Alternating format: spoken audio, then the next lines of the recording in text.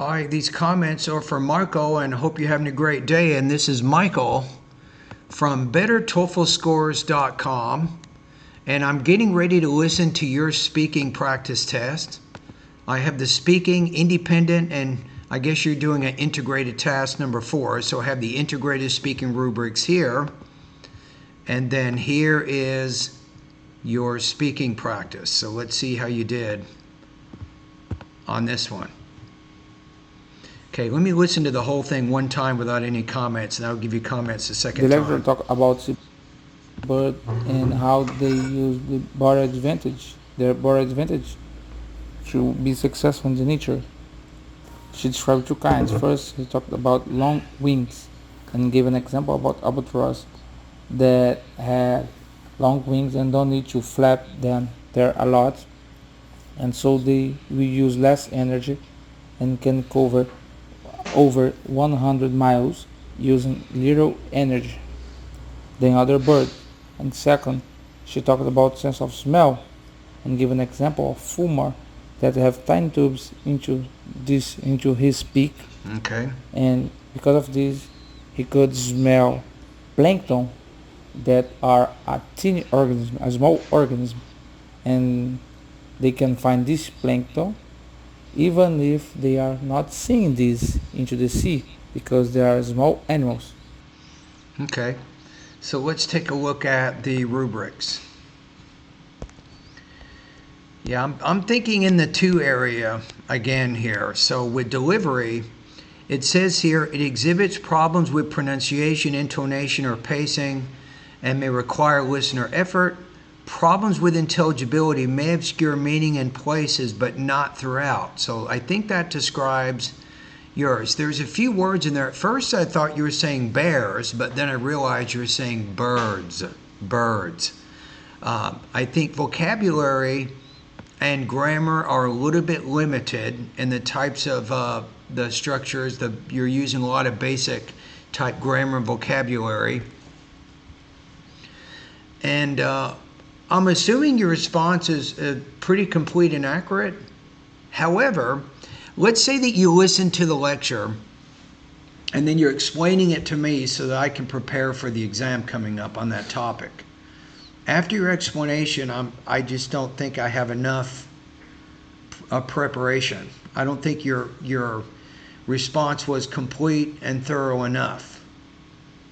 So I think it says here it's incomplete or inaccurate if you omit key ideas or you make vague reference to key ideas or demonstrates limited development of important information. So I think that might be also some issues you're having some trouble with there. So I'm going to put your score right around 2.0 out of 4, maybe 15 to 16 points out of 30 on this practice test. Okay, let's listen to it one more time. The lecture talk about You want to say the lecture. So the TU spelling in English, Marco, it represents a CH sound. Lecture. the bird and how they use the It talks about birds. B-I-R-D, birds. bird advantage, their bird advantage, to be successful in the nature. She described two kinds. First, he talked about long wings and gave an example about albatross that have long wings and don't need to flap them there a lot, and so they will use less energy and can cover over 100 miles using little energy than How about using as little energy as possible? other birds. And second, she talked about sense of smell and give an example of fulmar that Or she talks about the bird's sense of smell, maybe. have tiny tubes into his beak, and because of this he could smell plankton that are a tiny organism, a small organism, and How about plankton, small active organisms living in a marine environment or something? they can find this plankton even if they are not seeing this into the sea because they are small animals. Yeah, I'm not getting the complete explanation on that second idea that you explained there. So I think my score is pretty accurate. 15 to 16 points out of 30. Now, what I think would be helpful for you when you go over to my online course, the 7-step system to pass the TOEFL IBT. So let's take a look at the different sections here. So I think for you, you need to improve your basic skills. So with vocabulary, I recommend that you study vocabulary lesson 3, lesson 4, and lesson 5, and lesson 6, and then also do all those practice tests in there. I think that would be really important for you. In addition,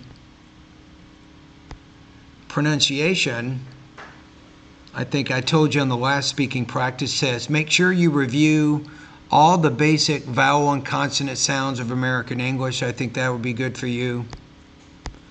And you can also practice in the grammar part of my course to help expand your range of grammar.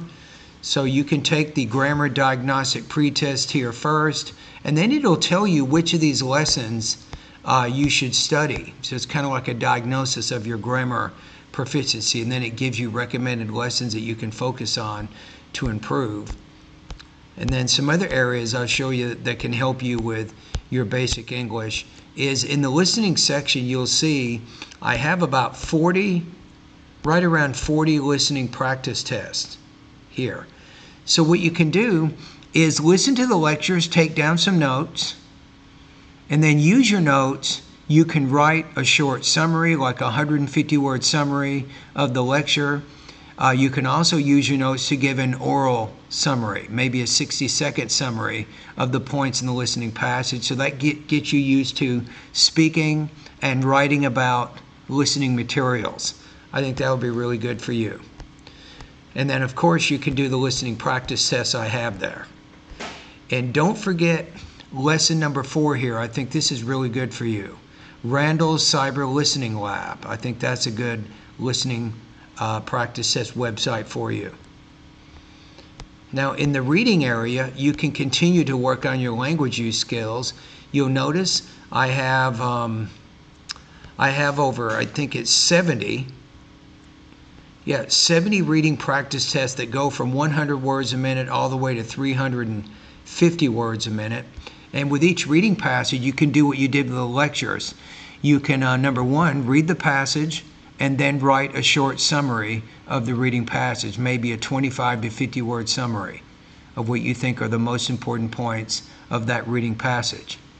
Number 2, you can also use your notes to give an oral summary, maybe a 30 to 60-second summary of the listening materials. And that'll give you a lot of language use practice there.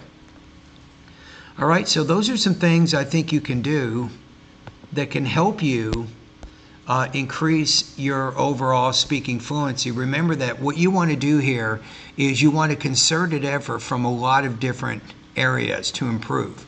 It isn't just your speaking, but you have to improve your listening skills, your note-taking skills, vocabulary skills, grammar skills. All of those things are going to be important to helping you get a higher level of English proficiency. And thank you for completing this practice test.